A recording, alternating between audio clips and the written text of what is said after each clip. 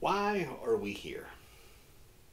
We're here as college students, taking courses that are the pieces of a puzzle known as a college degree. And with this degree, we all have various hopes and desires. But there are two common denominators at work.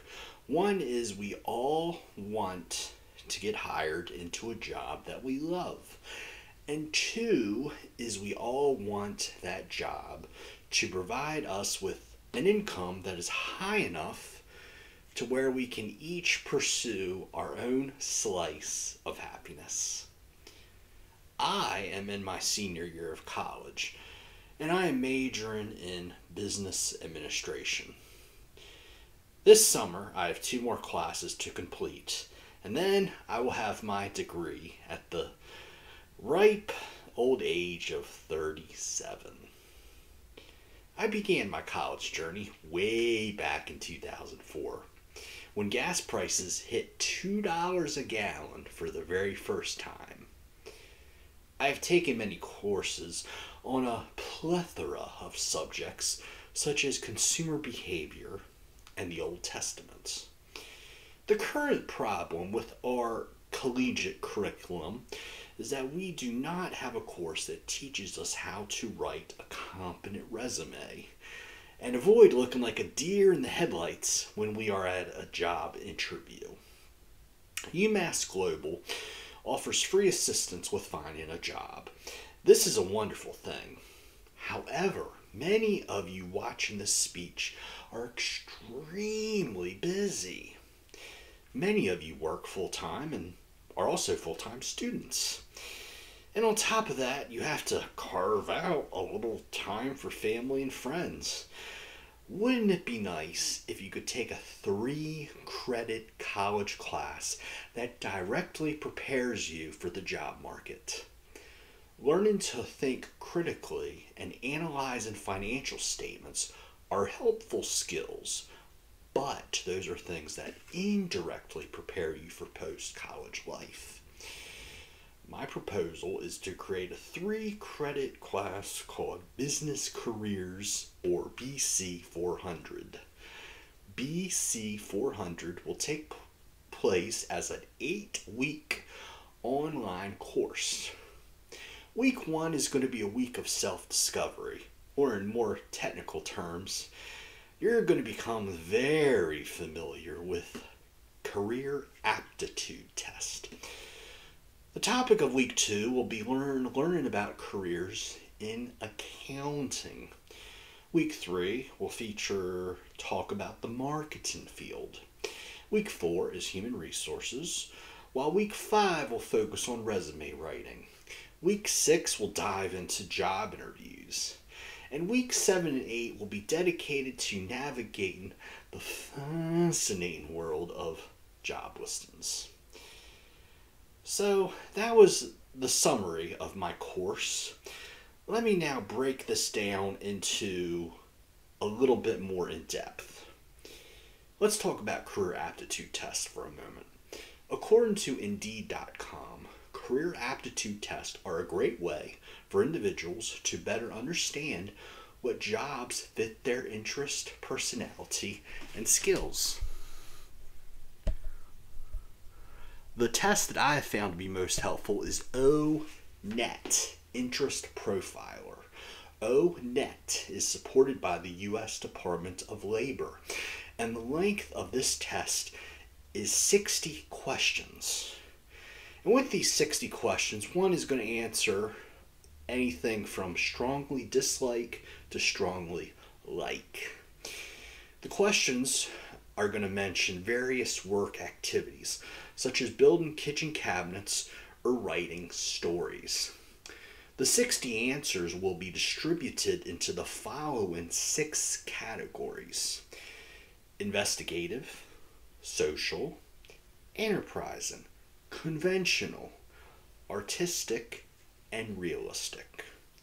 The category with the most answers is the one that is most compatible, and the test taker should strongly consider careers that are related to that category. For example, if a person scores high in the conventional category, they would want to consider a job in accounting or finance, while a person who has a high score in the social category would want to look at careers more along the lines of a teacher or a counselor. Now I will briefly discuss careers in the accounting sector. Accounting is more than just entering numbers into a spreadsheet for 40 hours a week. According to CourseRA.org, there are many different types of accounting. One might consider tax accounting, where you navigate through all the mountains of paperwork that the IRS wants business owners to complete on an annual and kind of a annoying basis. Or maybe you want to be a forensic accounting, where you not only crunch numbers, but you also investigate fraud and embezzlement. And it's okay if you don't want to crunch numbers all day, because there are many accounting jobs that are more computer science related. And those jobs are usually posted as accounting information systems.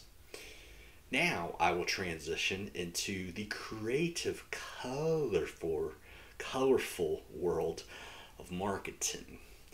According to masterclass.com, there are 15 types of marketing jobs. In the interest of time, I will briefly discuss two of them. The first one is copywriter. A copywriter is vitally important because they are in charge of writing advertising slogans.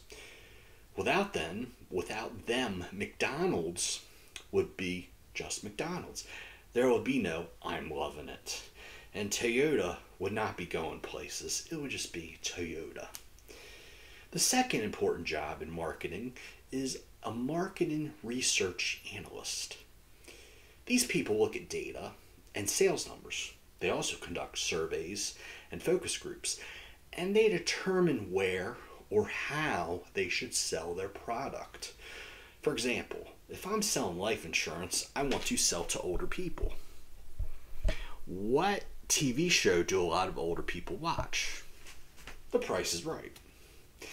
And every ad break on that show, it seems like there's at least one life insurance commercial. But if I'm selling a new line of men's cologne, I'm probably looking at ESPN instead of MSNBC or Fox News.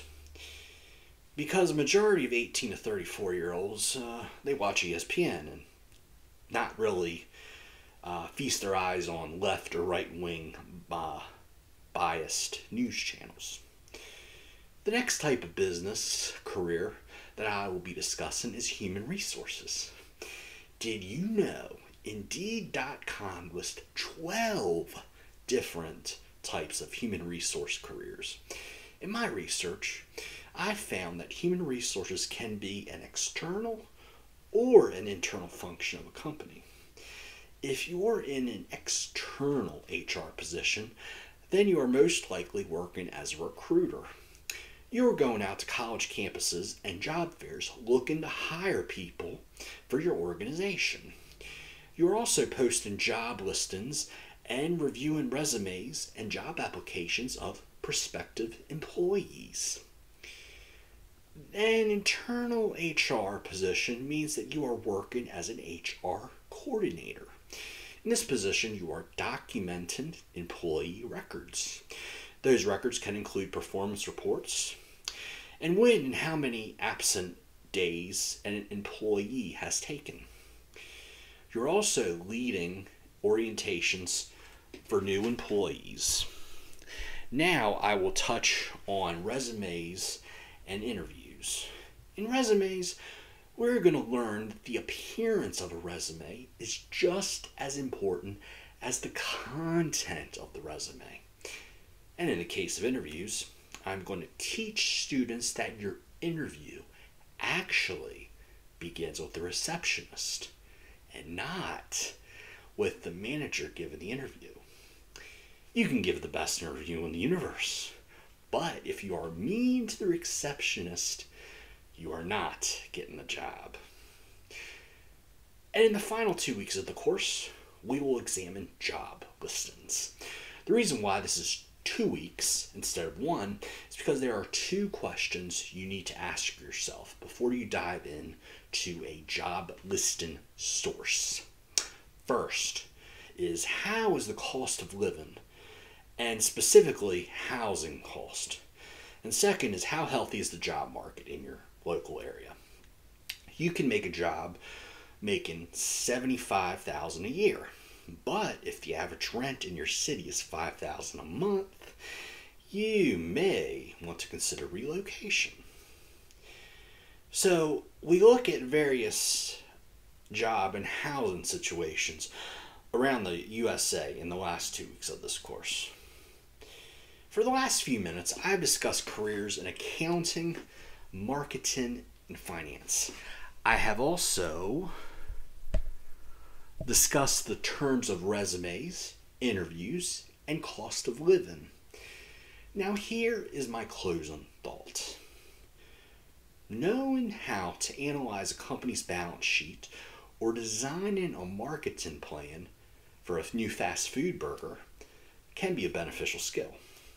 But how can a person find a job that can apply these skills? And how can they write a resume that will help them stand out from the crowd? It is my hope that by implementing BC 400, Business Careers 400, that one will be able to successfully navigate the job market so that by the time they graduate college, they will have a job that provides them with a high income as well as a high peace of mind.